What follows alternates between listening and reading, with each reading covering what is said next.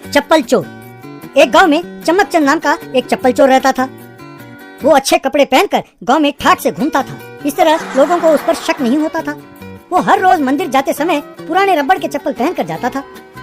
उस चप्पल को बाहर रखकर मंदिर में जाकर प्रणाम करता था। फिर वापस चप्पल स्टैंड के पास आकर अच्छे चप्पल देखकर फोन निकालकर, हाँ बोलो, माल को शिपिंग यार्ड भेज दिया, वो करोड़ रुपए के चेक देंगे, उसे बैंक में जमा कर देना। यूँ नाटक करता हुआ वो नया चप्पल पहनकर चला जाता था। उसे देखकर लगता है ये कोई करोड़पति है, यूँ लोग सोचते थे। इसी तरह घर के बाहर रखे चप्पलों को भी वो उठा लेता था। यूँ हर रोज चुराए हुए चप्पलों को घर में छिपाता था। एक दिन उसके पिताजी, ये क्या हर रोज इतने सारे चप्पल लाकर रखते हो, कहाँ से लाते हो? आप हमेशा मुझे डांटते रहते हैं ना कि मैं कोई काम नहीं करता। मैं जल्द ही चप्पलों की दुकान खोलने वाला हूँ, इसलिए मैं मजदूरी करके कमाए हुए पैसों से हर रोज 4-5 जोड़े फैक्ट्री से खरीद रहा हूँ। देखते जाओ, जल्दी ही आपका सपना पूरा हो जाएगा।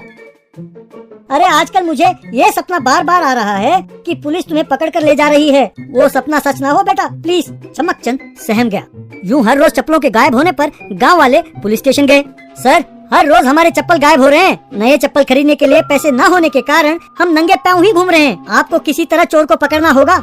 मैं तुम लोगों को कैसे दिख रहा हूँ? चप्पल चोरी हुआ है कहकर कंप्लेंट देते हो। बड़े बड़े क्रिमिनल्स को पकड़ने वाले मुझसे तुम चप्पल चोर को पकड़ने के लिए कह रहे हो। जानते हो मुझे कितने मेडल्स और स्टार्स मिले हैं? दोबारा ऐसे फालतू कंप्लेंट लेकर आओगे तो मैं तुम लोगों को जेल में डाल दूंगा। जाओ जाओ, चाहो तो चप्पलों को ताला लगा लो। वे गाँव वाले हताश होकर चले गए। एक दिन ऐसे ही मोतीलाल स्टेशन जाते जाते मंदिर के सामने जीप को रोका।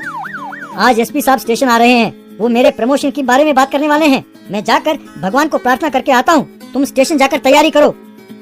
कांस्टेबल जीप लेकर चला गया। ऐसे ने जूते उतारकर अंदर गया।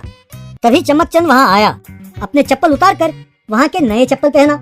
ऐसे के जूते देखे, अच्छा आजकल गांव वाले चमड़े के जूते भी पहनने लगे हैं, बहुत तरक्की कर ली है कहकर उन जूतों को एक थैली में डालकर ले गया। मंदिर से लौटे एसआई को जूते दिखाई नहीं दिए तो वो परेशान हो गया। यूं ही नंगे पैर स्टेशन गया।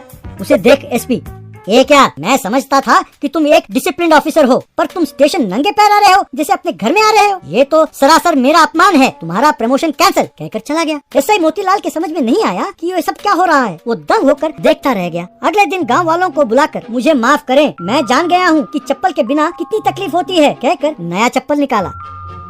उस पर फेविकॉल लगाया।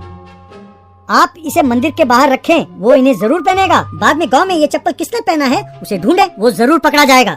इस तरह उन्होंने चप्पल को मंदिर के बाहर रखा। चमकचंद आकर अपने चप्पल को छोड़कर उन्हें पहना। मंदिर के बाहर आकर एक जगह बैठकर उन्हें उतारने की कोशिश करने लगा। वो निकल नहीं रहे थे। अरे ये क्या, पैर यूं चिपक गए कहकर दोनों हाथ से उतारने की कोशिश करने लगा, पर वे निकले नहीं। वो डर कर घर की ओर भागा। घर पर भी वो चप्पल निकालने की कोशिश करने लगा। घर पर चप्पल पहनकर घूम रहा देखकर उसके पिताजी, अरे कमबख्त, घर में चप्पल पहनकर क्यों घूम रहे हो? जब वो चप्पल नहीं निकला तो अब कोई और रास्ता नहीं है, डॉक्टर के पास ही जाना पड़ेगा। यूँ सोचकर घर के बाहर आकर अस्पताल जाने ही वाला था, तभी गांव वालों को वो चप्पल के साथ दिखा। उन्होंने तुरंत उसे पकड़ा। पुलिस स्टेशन में एसआई ने उसे जेल में डाला।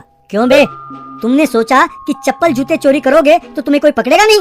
तुम जानते हो कि 1 घंटा बिना चप्पल के चले तो कितनी तकलीफ होती है। तब यूँ लगता है कि चप्पल चोर को पकड़े तो उसकी चमड़ी उधेड़ दें। अब अगर तुम्हें छोड़ दिया, तुम आगे जाकर बड़ी बड़ी चोरियां करोगे।